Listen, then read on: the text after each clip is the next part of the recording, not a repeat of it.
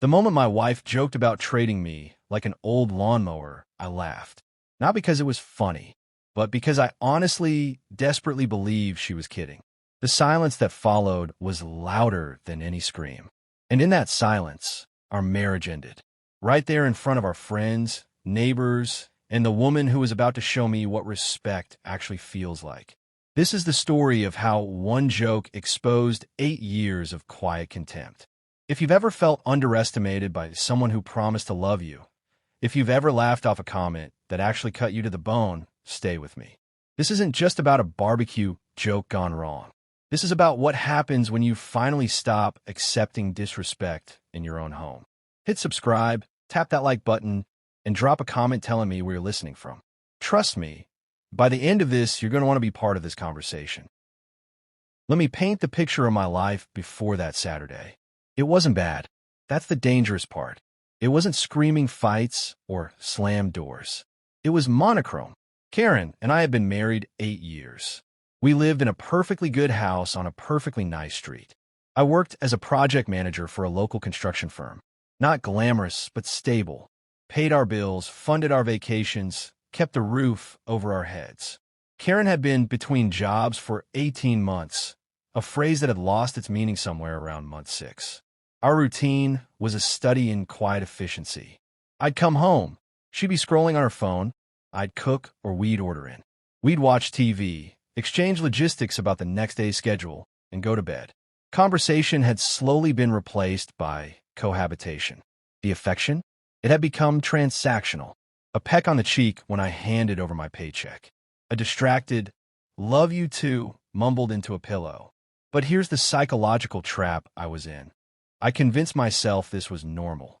Marriage, after the honeymoon phase, was just comfortable. The slow drip of dismissive comments? Just her stress. The way she'd roll her eyes when I talked about my day? That was just her personality. The jokes at my expense when we were with friends? She was just being social. I had built a cage out of my own low expectations, and I was the only one inside it. That Saturday was golden. Sun warming the skin, the smell of charcoal and cut grass thick in the air. Our backyard was packed. Neighbors drifted in, drawn by the smell of food and the unspoken promise of easy company. I was in my usual spot, king of the grill, master of burgers. It was a role I enjoyed, a simple contribution that felt tangible. Karen was holding court, wine glass in hand, her third, I noted absently. With each refill, her voice got louder, her gestures broader. I'd learned this about her years ago. Alcohol didn't change her personality. It just removed the safety brakes. The filter between her thoughts and her mouth dissolved. I was zoning out, focusing on getting the perfect grill marks, when I heard my name slice through the chatter. Karen, slightly slurred, mocking. So, honestly, does anyone want to trade husbands? Because mine is super low maintenance and has absolutely zero ambition. Total bargain. The world didn't just go quiet. It went hollow. The sizzle of the grill faded into a distant hiss. Every single conversation died. I could feel the heat of 20 pairs of eyes burning into my back, then darting to Karen, then back to me like a morbid tennis match. My face grew hot, a flush of pure shame that started at my collar and crept up to my hairline. My hand, holding the spatula, froze mid-flip. I could see in my periphery 2 of the guys suddenly find the labels on their beer bottles utterly fascinating. One of the wives coughed like she'd swallowed a bug. This was the public unveiling. This was my wife, standing in our garden, telling everyone we knew that I was adequate. A functional appliance. A lawnmower. Then a voice. Clear. Calm. Cutting through the silence like glass. Melissa, calm, assured. I'll take him. Karen's laughter died in her throat, choking into a confused gurgle. Melissa, our neighbor from 2 doors down, recently divorced, fiercely independent, stepped forward. She wasn't smirking. She wasn't joking. She looked at me, then back at Karen, and smiled. A real, genuine, interested smile. Melissa, seriously, when should I pick him up? If shock had a sound, it was that silence. It was the sound of a paradigm shattering. Karen's face went through a lightning storm of emotions. Confusion, disbelief, indignation, and then a flicker of pure, unadulterated panic. She'd thrown a grenade expecting a laugh. Instead, someone had caught it and asked for the pin. That's when something inside me cracked open. Not in anger, but in clarity. A cold, sharp, pristine clarity. I set the spatula down on the side of the grill. The clink was deafening. I walked over, my steps slow and deliberate on the grass. The entire yard was our stage now. Me loud, clear. Well, I appreciate you doing the marketing for me, Karen. Should I start packing now? Or do you want to help load the truck? The ride home was a tune. The party had evaporated within minutes. The air in our living room was so thick with what had been said, you could barely breathe it. Karen's tears started almost the moment the door closed.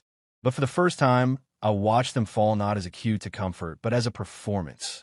A tool. Karen, weeping. You humiliated me. Flirting with her right in front of everyone. Me calm, detached.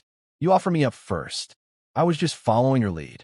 Watching her pack 8 years of her life into 3 suitcases took 20 minutes. That's all the physical evidence amounted to. As she dragged the last bag to her car, she turned, eyes blazing. Karen, you'll regret this. Me. The only thing I regret is waiting this long to believe what you were showing me. Part 5. The resolution, breathing again. It's a warm Friday evening as I record this. I'm back at the grill. The same backyard. The same smell of charcoal. But everything is different. Melissa is here. We're not a dramatic love story. We're two people who enjoy each other's company, who speak with kindness, who listen. The other night, her phone buzzed. It was her ex-husband. He heard about us. She showed me the text. She typed back one word, obviously. And she was right. I had upgraded. Not from Karen to Melissa, but from a life of tolerated existence to a life of peaceful self-respect. Karen came by one last time, looking lost. She got the job at Target. She said she was changing. I wished her well, genuinely. And as I closed the door, I felt nothing. No anger, no guilt, no longing. Just the quiet hum of a life that was finally my own. The climax of this story wasn't the barbecue. It wasn't the confrontation. It was the quiet moment later, alone in my now empty house. I sat in the living room where we'd had so many silent nights. And I realized the greatest betrayal wasn't her joke. It was my own complicity. I had taught her how to treat me by accepting it, by laughing along, by believing that love meant enduring small cuts until you bled out quietly. My victory wasn't getting the girl next door. It was looking in the mirror and finally recognizing the man who had been in there all along, a man worthy of basic dignity, and choosing him. Marriage, at its core, isn't about grand gestures. It's about the microscopic moments. The tone you use when you're tired. The way you speak about your partner when they're not in the room. The choice to build them up instead of trimming them down to fit your disappointments. Respect isn't flashy. It doesn't need an audience. It shows up in the quiet, in the daily, in the choice to see the human in front of you, not as a project or a provider or a problem, but as a person, entire, worthy, enough. If you take anything from my story, let it be this. You teach people how to love you by what you accept. And sometimes the most loving thing you can do for yourself, and even for them, is to finally stop accepting the crumbs when you deserve a seat at the feast.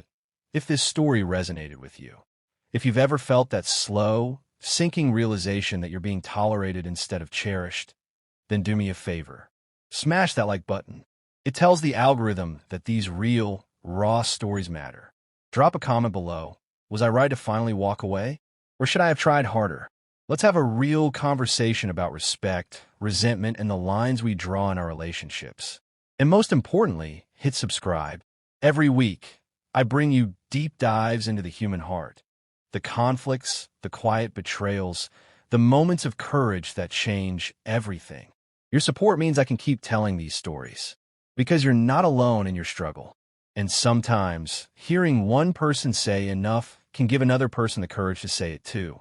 Thanks for listening. I'll see you in the next story. I didn't lose my marriage during a birthday toast. I lost it 10 minutes earlier, in a quiet hallway outside a private dining room, when my wife looked straight at me and said, Tonight isn't about you. Just smile. So I did. That smile cost me 15 years of my life. And what happened next wasn't an argument. It was a reckoning. Before we go any further, if you enjoy real stories about loyalty, betrayal, and what happens when being the provider becomes your only value, subscribe to the channel, hit like, and leave a comment. I read every one because this story isn't about anger. It's about clarity, and it goes places you won't expect. My name is Michael Carter. I'm a financial architect. That's a polished way of saying I design money, so it works harder than people do. For over 15 years, I did exactly that. Not just for clients, but for my family. Quietly, reliably, without applause. I met my wife, Laura, after I was already established. She had a 6-year-old daughter, Ashley. Ashley was bright, polite, careful with adults. I told myself that was maturity. It wasn't. It was distance. I ignored it because love makes you optimistic and money makes you useful. I paid for everything. Private schools, tutors, trips, medical bills, summer programs that cost more than my first car. I never mentioned it. I believed real providers don't keep score. Ashley turned 21 that night. Laura wanted it unforgettable, so I made it unforgettable. I reserved an entire private dining room at Cascara, the kind of restaurant where nothing is prices and no one asks questions. 50 guests, crystal glasses, sculpted food, wine poured like ceremony. 5 figures before dessert. I didn't blink. Everyone smiled, laughed, filmed. The kind of night people believe proves they're happy. Then the toast happened. Ashley stood up, calm, confident, holding her glass like she practiced. The room went quiet. She smiled, but not at me. Now that I'm officially an adult, she said, I think I'm finally allowed to say what I really want. Something tightened in my chest. Not fear, recognition. My perfect birthday wish, she continued, is that Michael would no longer be part of our family. Not less involved. Not give us space. Gone, she added, so my mom and I can finally live without interference. The silence was total. No laughter. No clinking glasses. 50 people suddenly fascinated by their napkins. I looked at Laura. This was the moment. The moment a wife corrects the room, protects her marriage. She didn't. She nodded, slowly, deliberately. Then she placed her hand over Ashley's and said, Sweetheart, you deserve a perfect day. That nod didn't hurt. It clarified.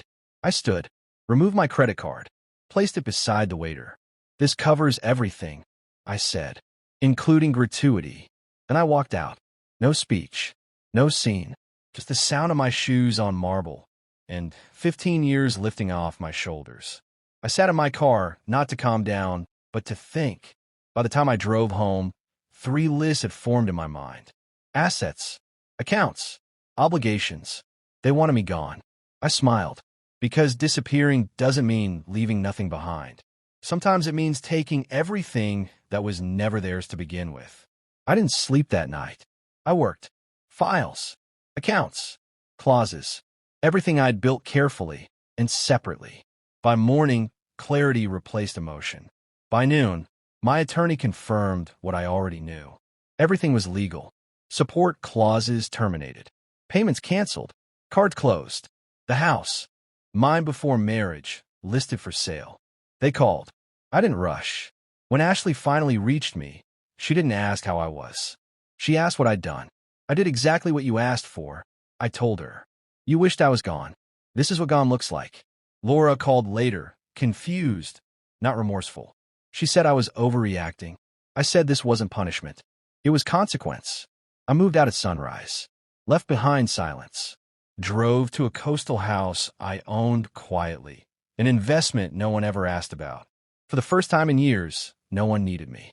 And that terrified me, just enough to realize how trapped I'd been. 6 months past. No drama, just lightness. The house sold. Laura got a job, for the first time in over a decade. Ashley learned what adulthood costs when no one subsidizes it. I ran every morning by the ocean, lost weight, bought a camera, photographed things that didn't need approval. I made friends who didn't know my bank balance or care. One evening, after donating to a youth foundation, I was asked to help kids who actually needed support. I said yes, because this time it was my choice. that birthday wish. They thought freedom meant removing me. What they never understood was this. Freedom isn't about who leaves. It's about who stops carrying weight alone. They got what they asked for. So, did I doubt if this story resonated with you? If you've ever felt reduced to what you provide instead of who you are, subscribe, like the video, leave a comment. I read them. And remember, sometimes walking away isn't the end of a story. It's the moment it finally becomes yours.